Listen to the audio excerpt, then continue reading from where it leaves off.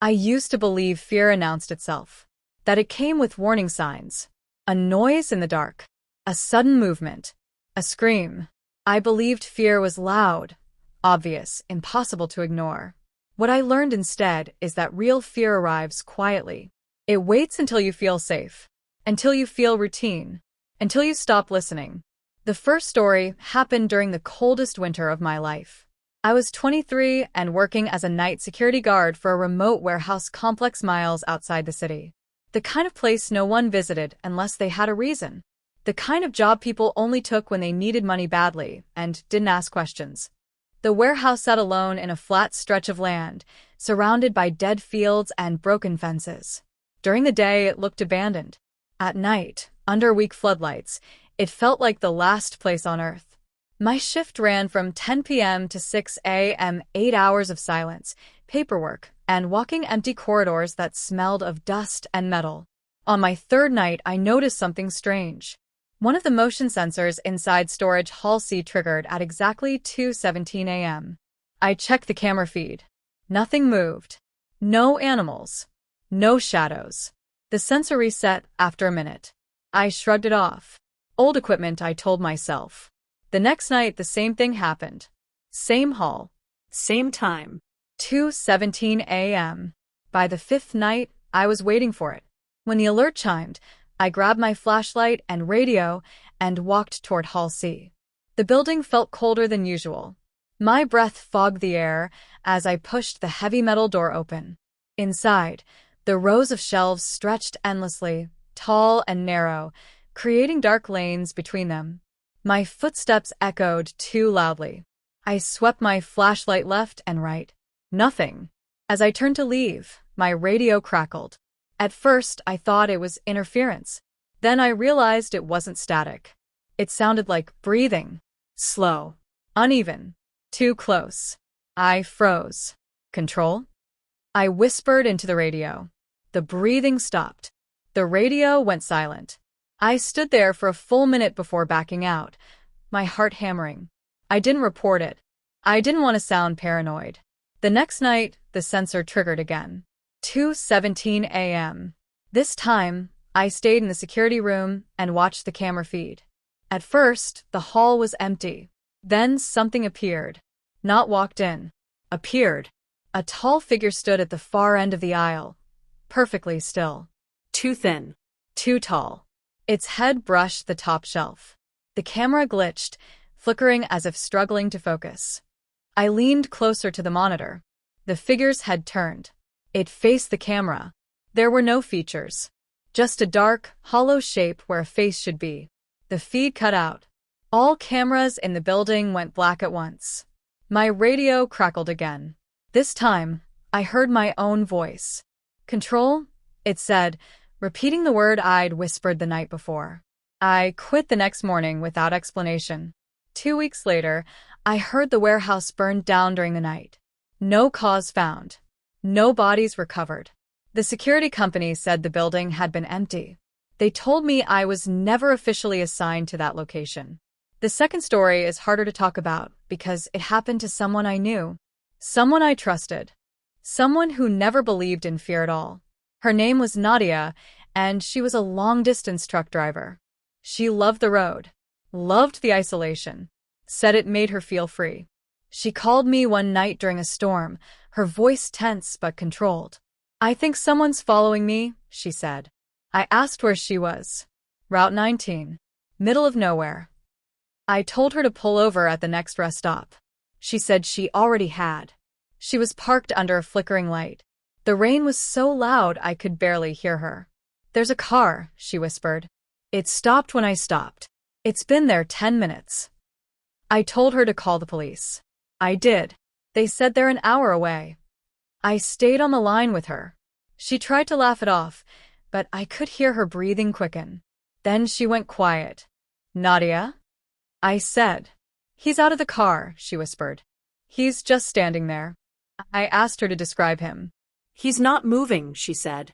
"He's facing the truck. I can't see his face. The rain's covering it." The line crackled. "He's smiling," she said suddenly. "How do you know?"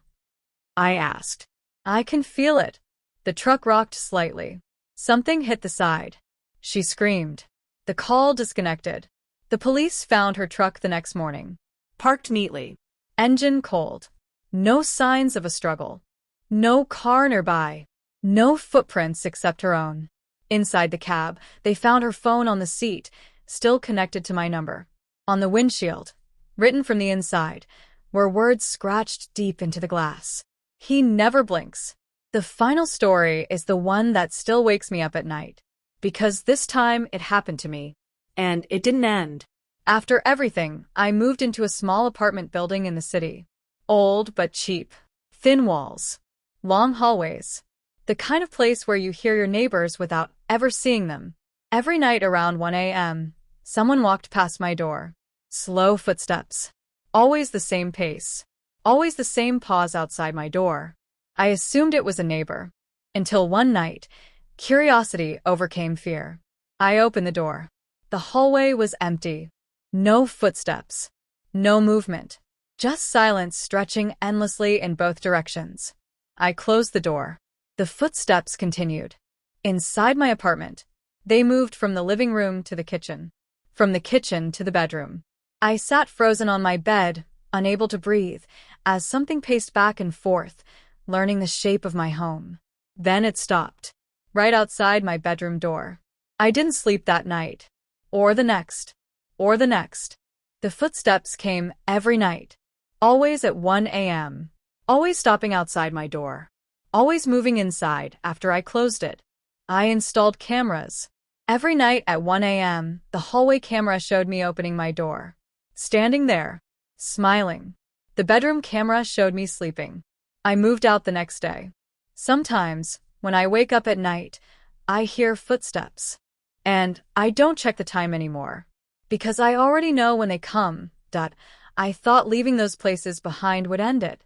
That distance would weaken whatever thread had connected those moments together. I was wrong about that too. Fear doesn't respect geography. It doesn't care about locked doors or fresh starts. It adapts. After I moved out of the apartment, I stayed with friends for a while. Crowded rooms. Noise. People moving around at all hours. For the first few nights, nothing happened. I started to believe the fear had finally lost interest, that it needed silence and isolation to exist. Then it learned something new. One night, while everyone else slept, I woke to the sound of breathing. Not beside me. Not even in the same room. It came from everywhere at once, like the air itself was alive. I held my breath, listening, counting the seconds.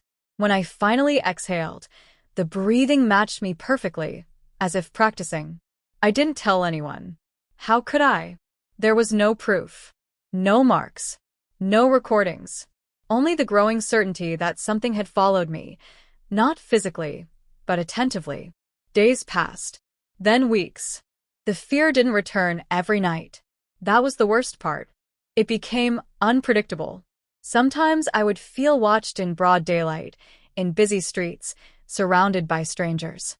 I'd catch reflections in shop windows that didn't move when I did. Shapes that disappeared the moment I focused on them. I began to notice patterns. The clocks stopping briefly at the same minute. Streetlights dimming as I passed. Beneath them, people repeating phrases I'd heard before, spoken in the same tone, with the same pauses.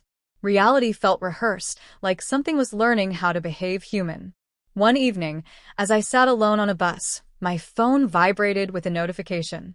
No message. No missed call. Just a timestamp. 2:17 a.m. I deleted it. Turned my phone off. It vibrated again. That night, I dreamed of standing in a hallway with too many doors. Every door led to a place I'd been before. The warehouse. The highway. The apartment. I tried to wake myself up, but something blocked the way, holding the dream in place. When I finally woke, I was standing. In my bedroom. Facing the door. I don't sleep in the dark anymore. I don't trust reflections. And I never ignore quiet moments, because I've learned that silence isn't empty. It's less since then. I've learned not to fight the feeling when a room feels wrong. I leave. I don't ask why. Because whatever learned my habits is patient now. It waits for routine, for comfort, for the moment I finally stop paying attention to Ening.